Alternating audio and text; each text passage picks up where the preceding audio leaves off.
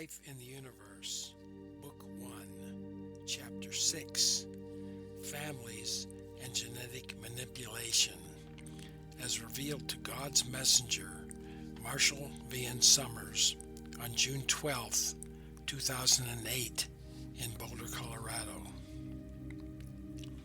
In your region of space, amongst advanced nations, the family unit as you know it is still practiced in many places and is always maintained amongst ruling classes. In more primitive worlds, it is certainly nature's pattern, but amongst more advanced nations who rely upon technology and who have a great interest in genetics, the situation begins to change. Family units and family clans leading to greater tribal units is certainly the evolutionary pattern for intelligent life to evolve. This pattern is followed unless it is interrupted or controlled in some way by external forces. Over a very long period of time, the emphasis on genetics and genetic control has been extremely widespread, with results that have been both beneficial and at times catastrophic. It is certainly catastrophic for those who are bred for certain purposes. This has generated both practical and ethical issues, which vary between organizations and races. The family unit in more progressive and technological societies has at times been maintained all the way up to the ruling classes. But in general, to maintain stability and security, unfortunate collective breeding has been generated and cultivated to a very high degree. Worker classes of beings who have specializations, military classes, and other groups have been the focus of collective breeding, except in nations where it is considered unethical or impractical. From the human viewpoint, collective breeding is horrific, even though at this moment there is experimentation with genetic manipulation under the guise of improving the health and welfare of people. But this represents a seduction of power and a complete undermining of the reality and the potential of human freedom and creativity.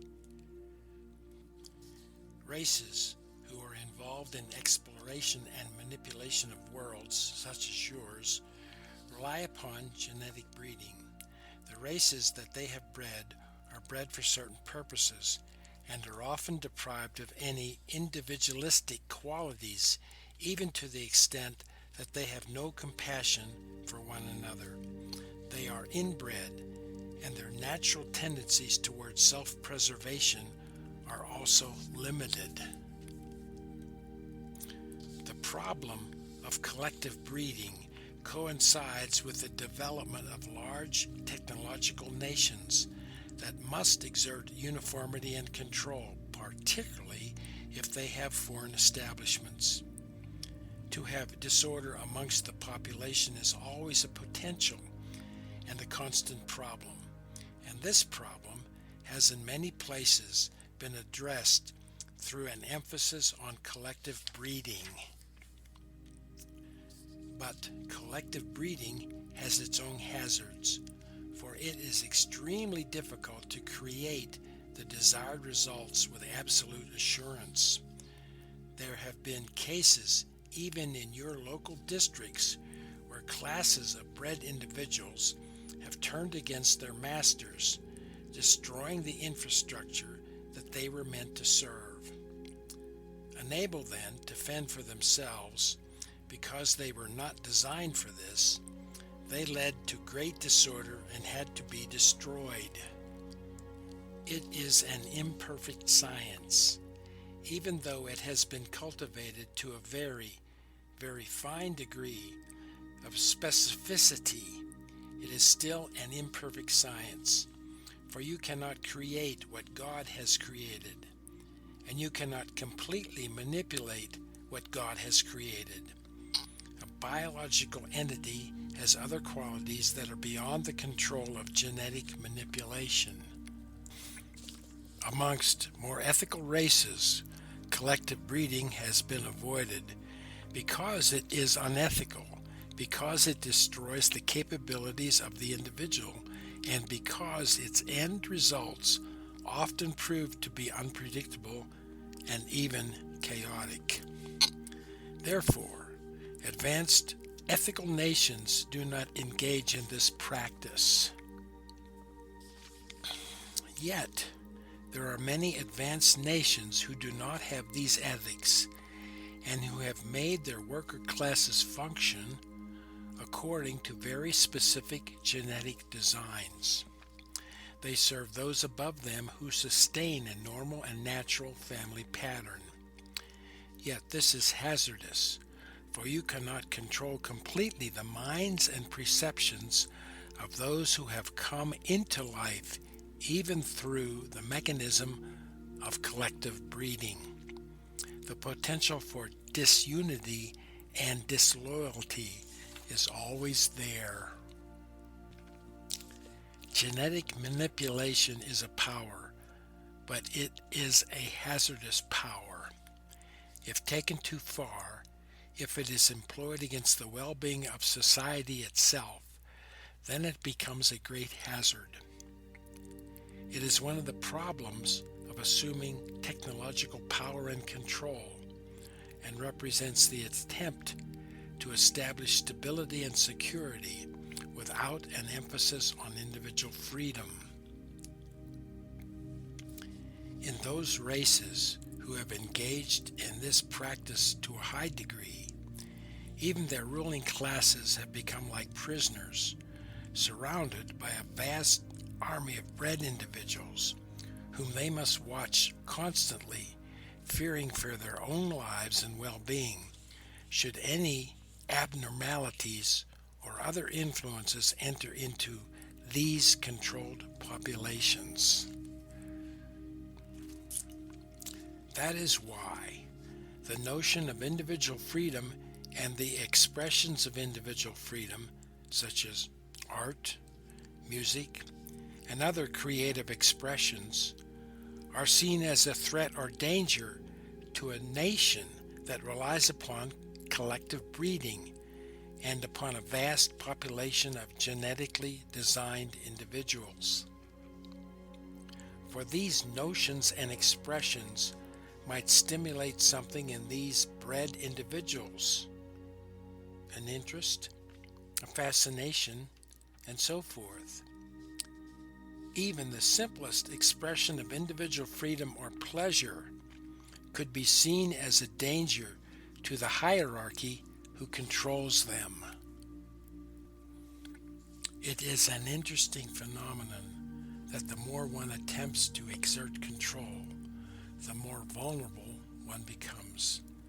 There is no state of absolute control and security, though it is needed to a certain extent to maintain the stability, the survival, and the well-being of a nation and a society. If it is taken to extremes, it produces hazard of its own.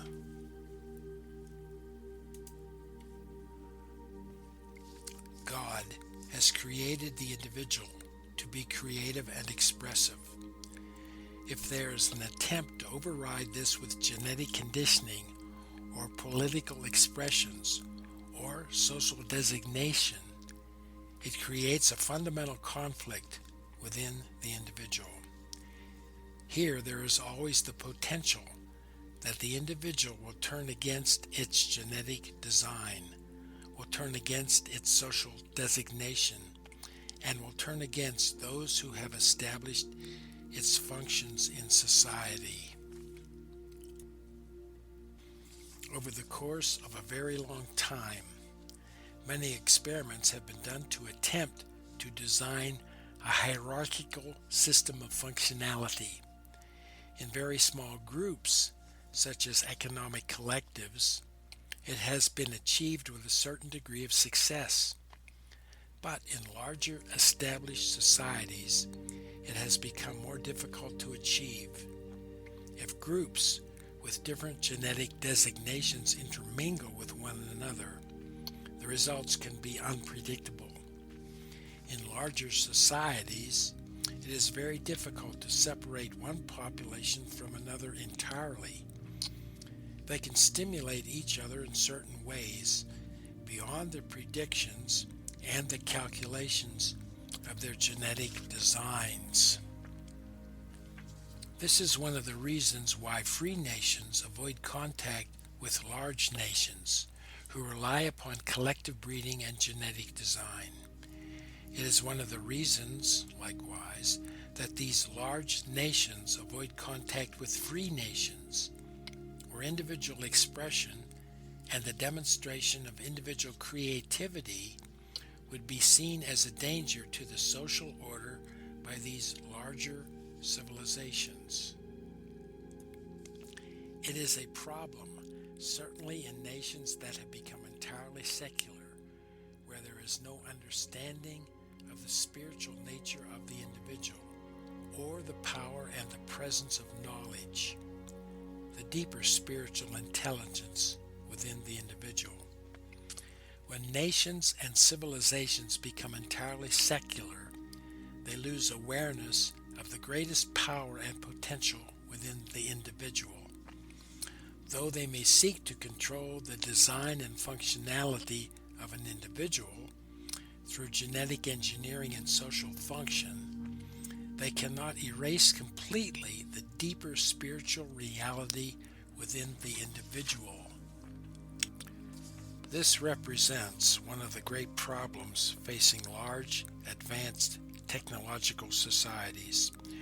It is one of the problems that limits the size of societies and empires. Very large empires are inherently unstable, and the problem of control becomes such that they tend to collapse either at their perimeters or at their very centers. If you're going to create a society where individuals function like machines, then you have to function like a machine. And machines only function along certain parameters. Outside of those parameters, their nature becomes highly unpredictable. For a biological entity, this will always be the case. In your local neighborhood, amongst those races whom you may encounter, there is evidence of collective breeding, particularly among economic collectives that carry on local trade and are also involved in illegal trade as well. In larger societies, collective breeding is usually kept to a minimum, for it has proven too difficult to manipulate over time. Yet nations vary from one another in what they create and in their ethical emphasis. Should you ever have encounters with trading nations in your region, you will see the evidence of collective breeding. You will see it expressed in extreme forms, and you will see the exertion of genetic emphasis in general populations, which will tend to be very uniform in their appearance and behavior. It is a danger that humanity will have to face, because this kind of genetic manipulation is a seduction. It is a seduction of power. Though it may seem to have an innocent purpose at the outset and certain practical applications, this seduction of power is there nonetheless. Such ideas are now being discovered in the human family.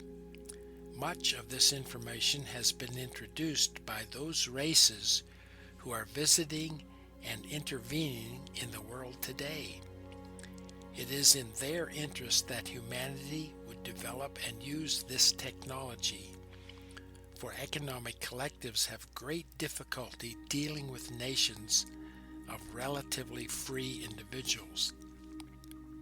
It is in their interest that the human populations become more uniform and more like the collectives themselves. In family units, in the greater community, individual freedom is either encouraged or discouraged. In large societies that are technologically based, individual freedom is generally discouraged, and in some places is altogether unknown. You may serve your family and your family's interest, and there is no deviation from this.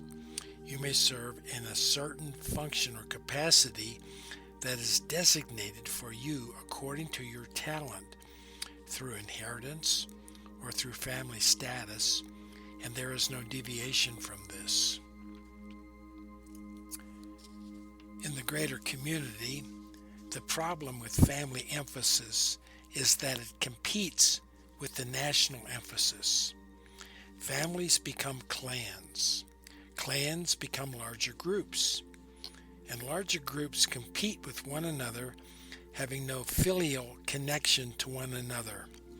That is why the importance of the family in a large technological society is greatly reduced.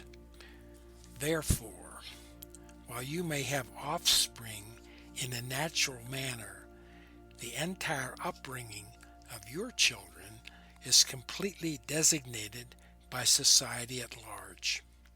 Here, filial piety and family allegiances are greatly discouraged. In an environment of control, this is certainly the case. In many other nations, there is a relative degree of flexibility regarding family devotion and commitments. It all depends on a nation's structure, emphasis, and ethical foundation. The problem with collective breeding is also demonstrated in the establishment of military forces. Here it must first be emphasized that collective breeding is incredibly expensive, requiring a major infrastructure to educate and to direct an individual's development. If a military body is established through this means, they must be completely loyal to their masters, yet they will be ineffective against an opponent who uses creativity and intuition. They will also be ineffective against an opponent that exerts a power of influence in the mental environment. While a genetically bred individual may be allegiant to its master, it is nearly impossible to genetically breed an individual who is not subject to the powers of influence in the mental environment. That is why military forces that have been established through collective breeding have proven to be ineffective. They are not creative. They do not adapt well to different environments, and they are subject to persuasion in the mental environment. Great measures have been established, therefore, to counteract military forces that are established and created in this way, to generate confusion and disassociation, and to take advantage of the lack of adaptability of such forces. That is one of the reasons why the development of military power has been limited. It has proven to be very difficult to create and maintain for larger nations. In an environment with a great deal of trade, military aggression is prohibited with great emphasis. Nations have military forces, but they function more as security forces. Only if an entire region was threatened by some external power could these forces be gathered together into a larger and more potent line of defense. Yet, in an environment where war does not exist, large military forces would have no purpose. Here, the reliance upon weaponry and power in the mental environment becomes ever greater, and the reliance upon defense becomes of utmost importance. In the greater community, social structures can be very uniform or very complex.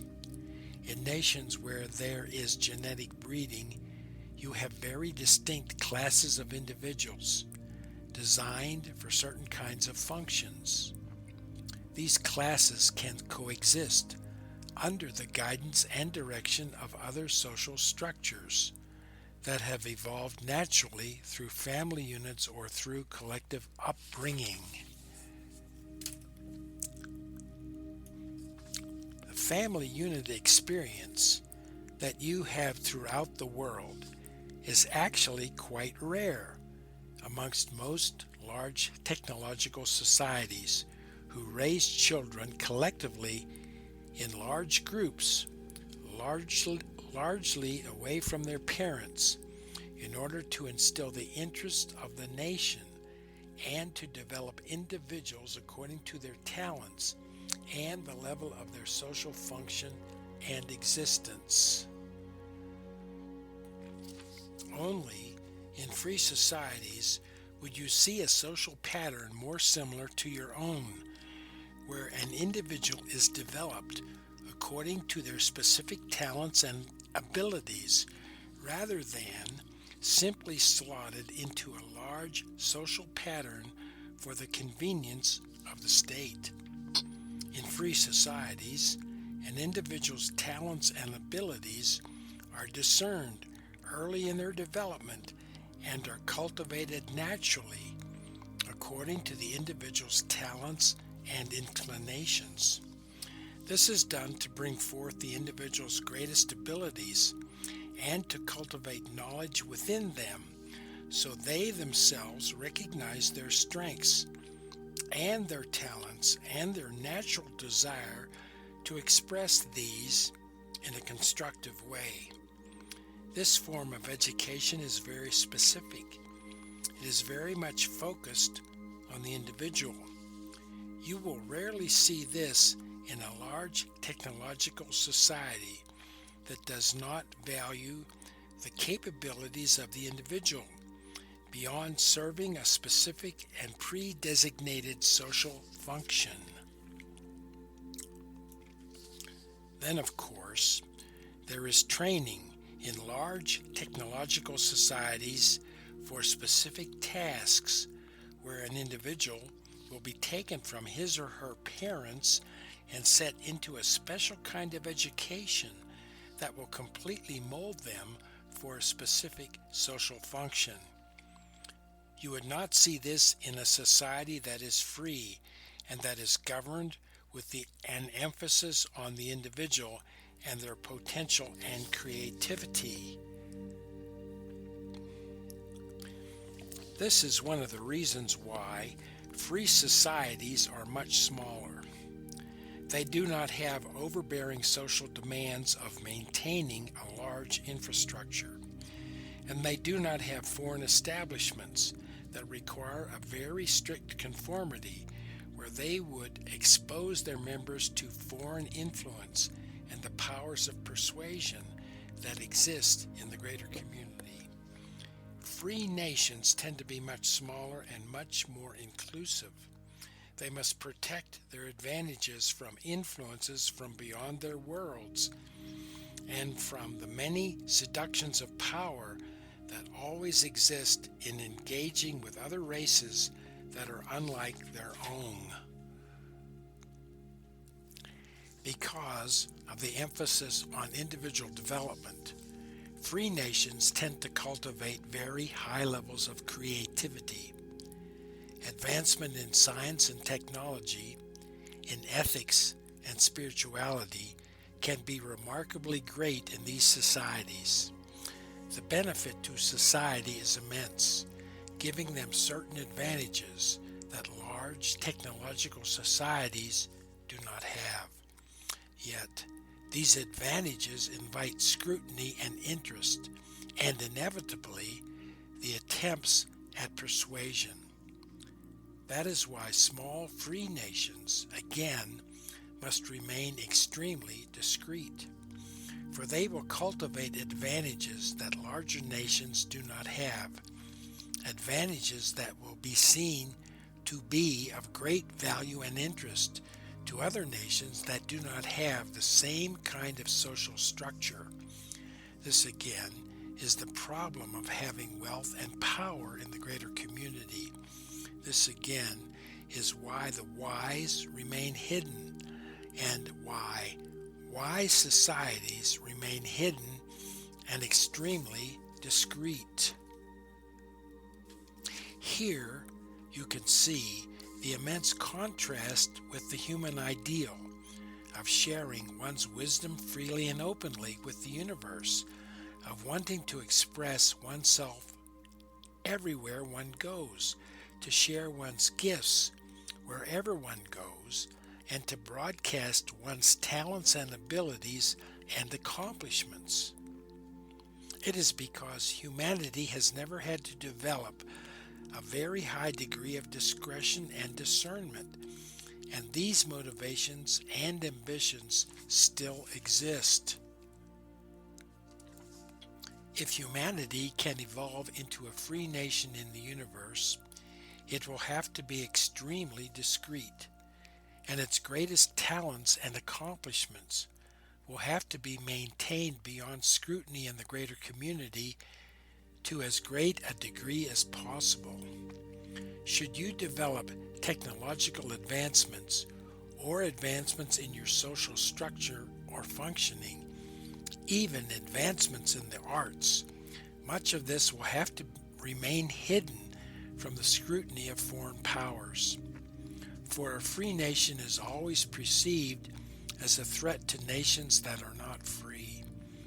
The expressions of a free nation are always seen as endangering the interest of large nations where freedom is not practiced and is unknown. You cannot avoid this reality, and you cannot win over the universe to your point of view or perspective. The attempt to do so will certainly guarantee the loss of your freedom and self-determination over time.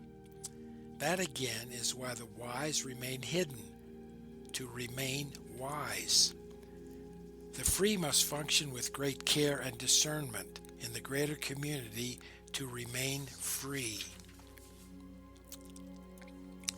Yet, this is so different from the attitudes, perspective, and ambitions that are predominant in the human family. The exertion and expression of freedom in your world within the human family are perfectly natural and beneficial.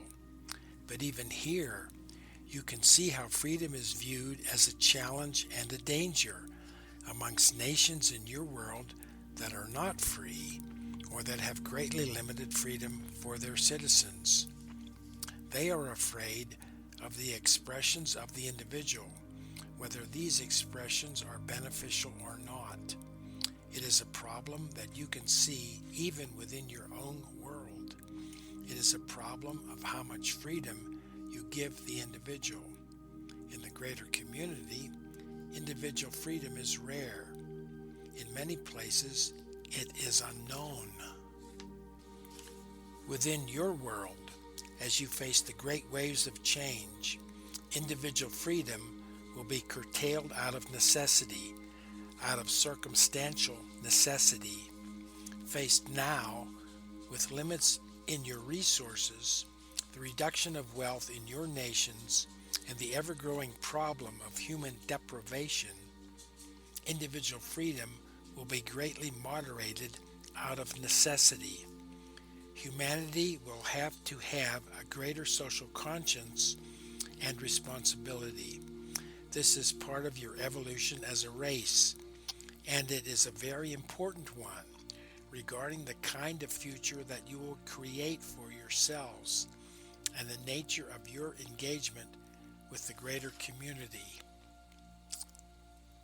That is why the allies of humanity are seeking to encourage the preservation of freedom and the awareness of a deeper knowledge within the human family.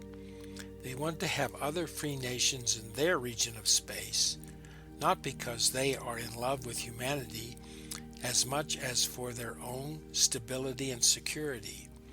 They have a natural interest in promoting freedom in the universe, and to have another free society in their general vicinity is of great importance to them. They also see the value and the potential for humanity to evolve into a very magnificent race where individual capabilities and the benefit to society have great advantages. But it will not be easy to accomplish this. That is why the Allies of Humanity have sent a set of briefings to the world to help prepare humanity for the risks and dangers of encountering the greater community at large, and to emphasize the development of the individual talent and ability and the cultivation of knowledge, a deeper spiritual knowledge, that are at the core of any free race's existence. Humanity has all the great qualities that give it a chance to evolve into a free and self-determined race, functioning in the greater community. But the requirements are tremendous, and education is of the greatest importance. Given the difficulties of facing the great waves of change, environmental deterioration, the decline of your resources, and the resulting problems in food production, the distribution of essential resources for people, the risk of pandemic illness, and the threat of war and conflict. All of these represent an immense danger that humanity now faces and will face increasingly as you proceed. The danger of foreign intervention by economic collectives and other groups who seek to gain advantage and persuasion here for their own interest adds to the complexity of the situation that humanity is now facing. Some people believe that the free nations should come and defend the world, but the free nations, to remain discreet, would not do this. They do not have the military power to do this either. It is humanity itself that must earn the right of freedom in the universe. It is the will, intention, and commitment of the human family that will establish you as a free race. If you had to live under the protection of a foreign power, that foreign power would have to control human awareness and human governments to a very large degree. No nation that is free is equipped to do this, nor ultimately is it in your best interests. You must grow up eventually. You must become mature, powerful, and discreet. This is the challenge and difficulty of emerging into the greater community of intelligent life. This is the challenge that humanity now has before it, a challenge with dangers, but a challenge with the greatest of opportunities.